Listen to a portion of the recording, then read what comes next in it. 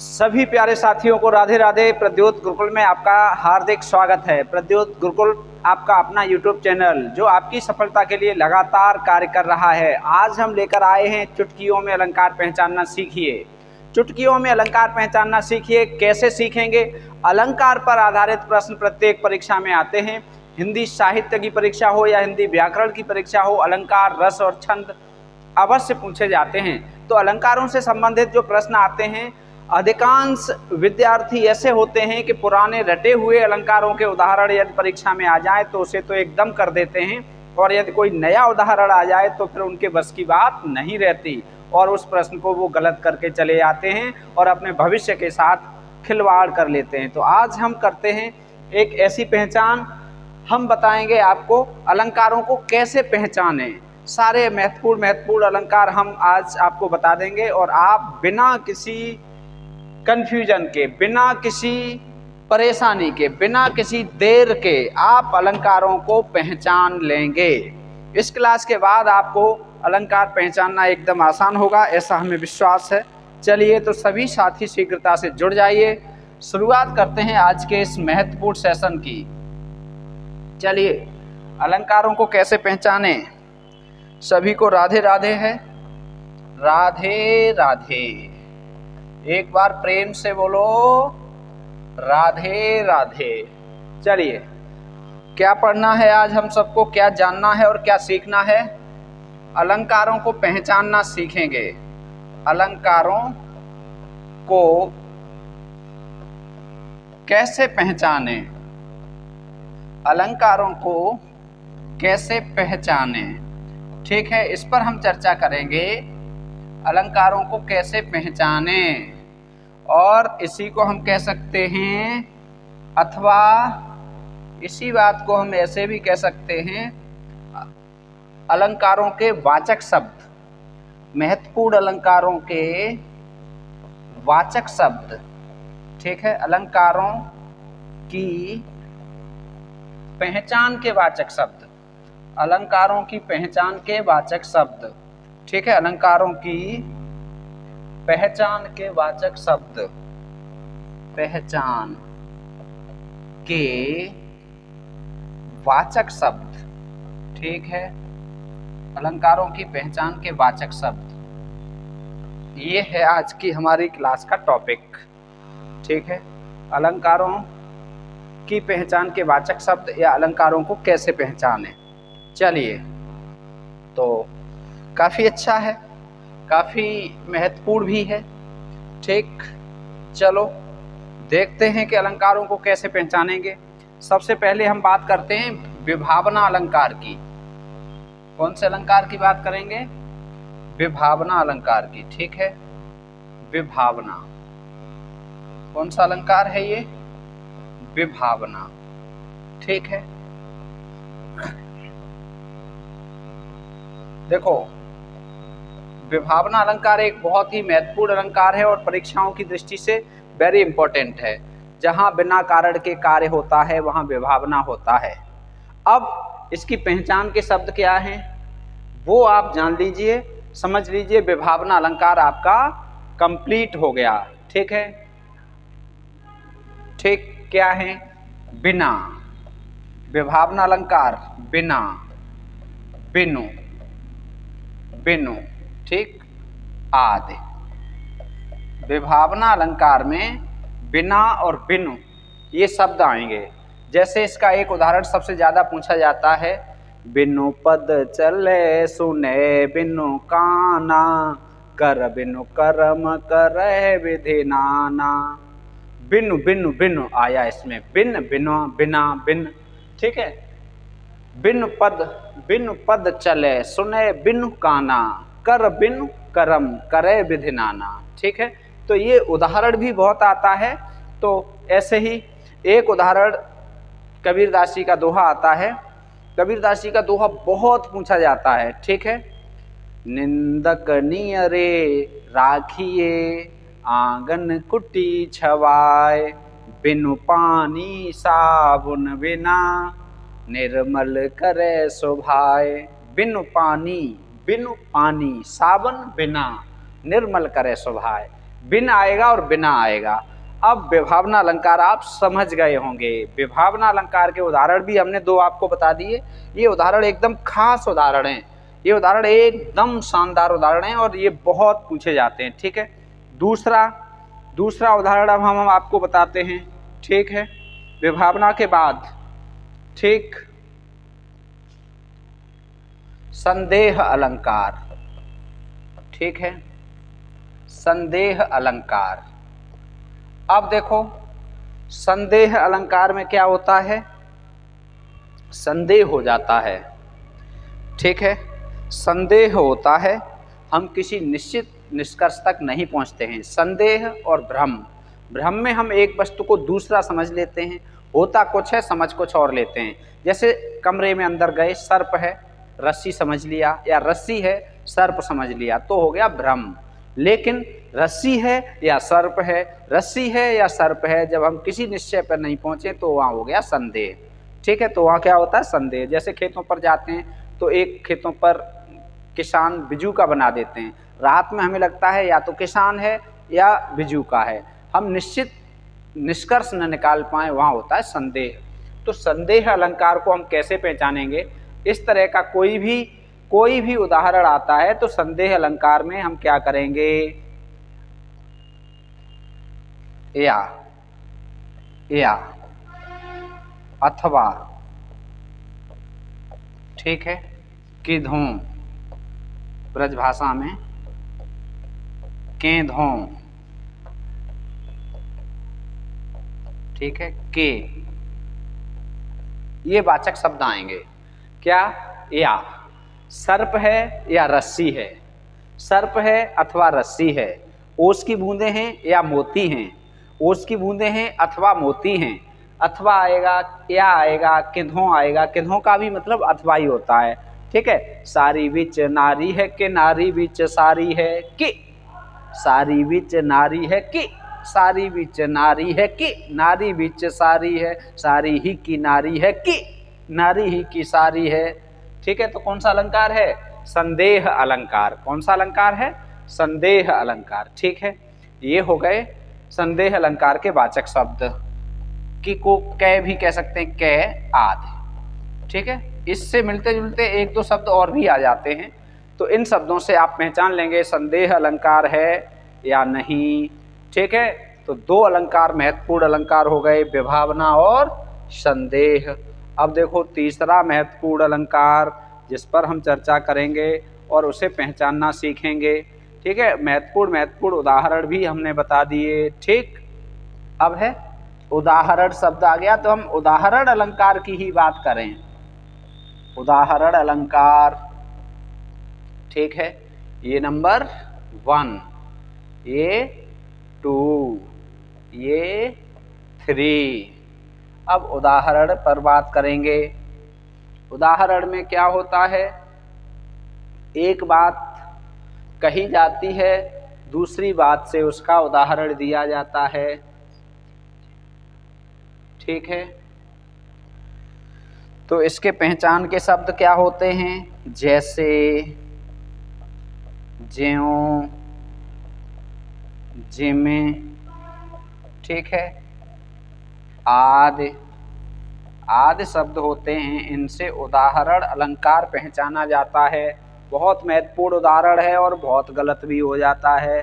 अब कैसे याद करेंगे, कैसे तैयार रखेंगे, ये तो आपको पता ही होना चाहिए।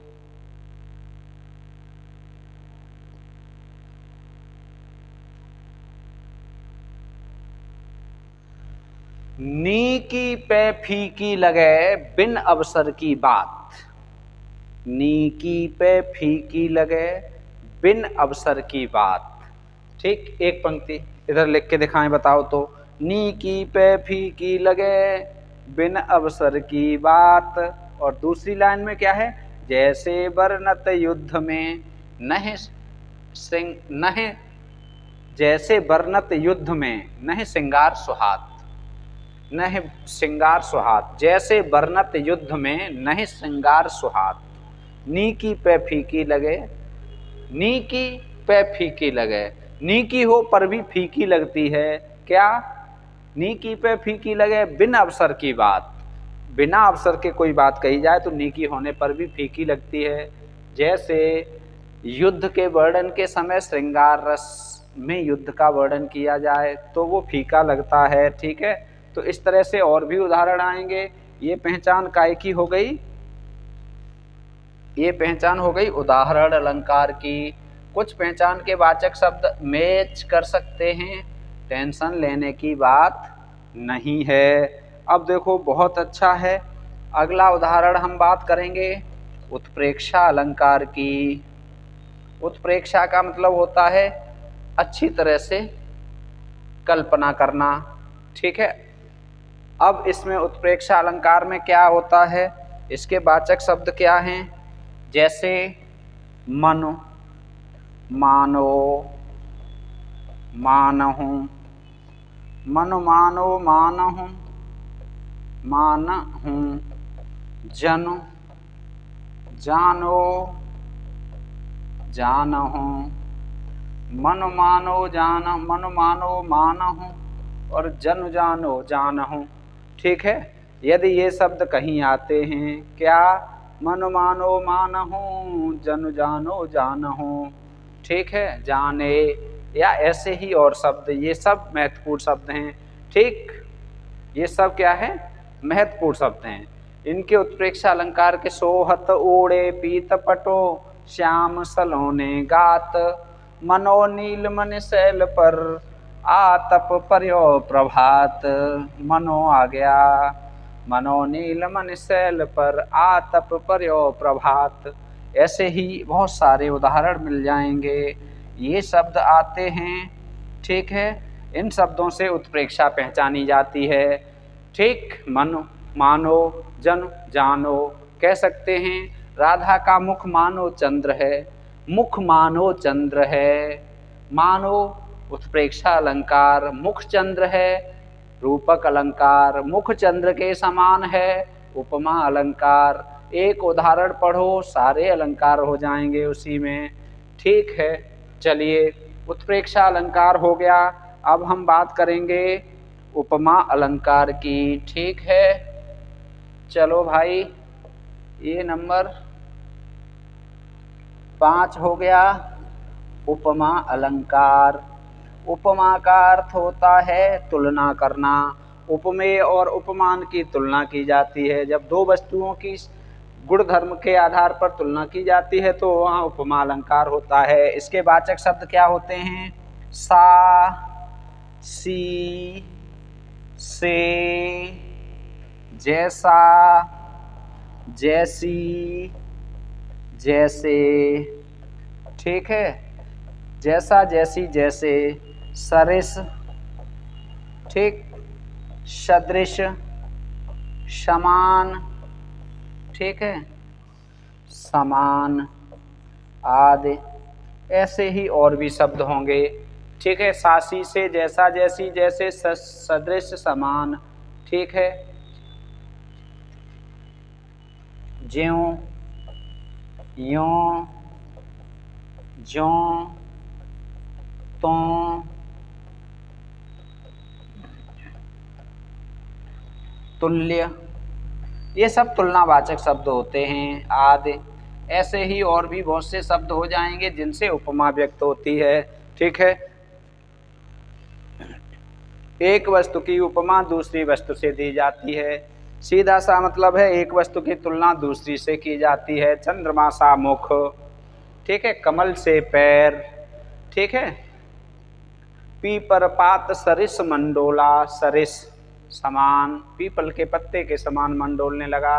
तो ये उपमा के वाचक शब्द हैं और उपमा के पहचान शब्द हैं। अब उपमा के बाद अगला अलंकार, छठा अलंकार हम पढ़ेंगे रूपक। छठा रूपक, और रूपक को हम कैसे पहचानेंगे आपको पता होना चाहिए। दूसरा, अन्य, अपर।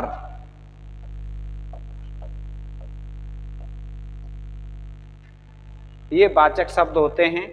वैसे तो रूपक अलंकार में उपमेय और उपमान क्या होता है, एक जगह आ जाते हैं, एक जगह आ जाते हैं। मतलब उपमेय और उपमान में विशेषण विशेष्य वाला संबंध होता है। ठीक है, मतलब एक ही हो जाते हैं, रूप धारण कर लेता है। उपमेय उपमान में अभेद आरोप होता है, भेद रहित आरोप होता है। ठीक है, अगला अलंकार हम पढ़ेंगे भ्रांतिमान अलंकार। ठीक है, भ्रांतिमान अलंकार। चलिए, संदेह अलंकार पढ़ लिया था, भ्रांतिमान और संदेह दोनों हम साथ साथ पढ़ते हैं। तो भ्रांतिमान अलंकार कहाँ होगा, जहाँ पर एक वस्तु को दूसरी वस्तु मान लिया जाता है। इसकी पहचान किन शब्दों से होती है, इसकी पहचान होती है समुझ, समझकर, समझकर, समुझ, जानकर, जान, इन शब्दों से इसकी पहचान होती है। ठीक है,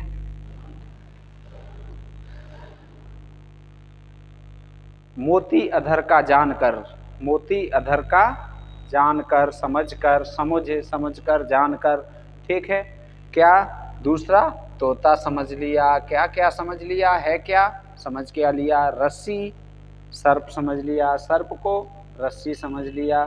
तो वहाँ पर क्या होता है, चंद्रमा, चकोर, क्या समझ लिया, चकोर समझ लिया। ठीक है,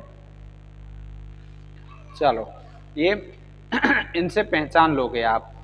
अगला है, अगला हम बात करेंगे अपहृति अलंकार की। अगली कौन सी बात करेंगे, सातवां हो गया अपहृति, अपहृति अलंकार। बहुत अच्छा अलंकार है, काफी पूछा गया है, बहुत पूछा भी जाता है। अपहृति अलंकार की पहचान क्या होती है, क्या होती है, इसकी पहचान होती है नहीं, नहीं, ब्याज, बहाने। ठीक है, ये होते हैं इसके पहचान वाचक शब्द। ब्याज, बहाने, अपहृति के पहचान वाचक शब्द हैं। ठीक है, इन सब का अर्थ क्या होता है, नहीं।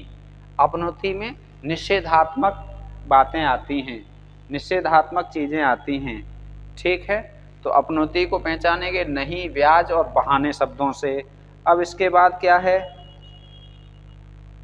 सहोक्ति अलंकार कैसे पहचानेंगे वो भी देख लो। सहोक्ति अलंकार, सहोक्ति अलंकार को कैसे पहचानेंगे, सहोक्ति का मतलब होता है सहधनोक्ति। जो शब्द सह के अर्थ में होते हैं, सह, उन्हें सहोक्ति अलंकार के अंतर्गत रखा जाता है। ठीक है, ठीक है, और सह का अर्थ क्या होता है, साथ।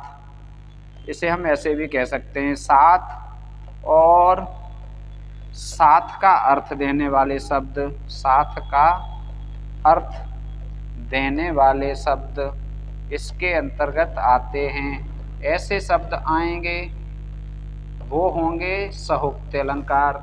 साथ आ गया, ठीक है, सह आ जाए, अभी हमने लिखा था सह। ठीक है, तो वहाँ पर क्या होगा, सहोक्ति अलंकार होगा। ठीक, विनोक्ति अलंकार में क्या होगा, नौवां, विनोक्ति अलंकार में क्या होगा, पहचान वाचक शब्द बिना अर्थ वाले, जो शब्द बिना का अर्थ देंगे, ठीक है, वो इसमें आएंगे। बिना शब्द का अर्थ देने वाले, बिना शब्द का अर्थ देने वाले शब्द आएंगे इसमें। ठीक है, वो कौन से होंगे, विनोक्ति अलंकार। ठीक, अब इसके बाद 10वां भेदकातिशयोक्ति। 10वां भेदकातिशयोक्ति, भेदकातिशयोक्ति।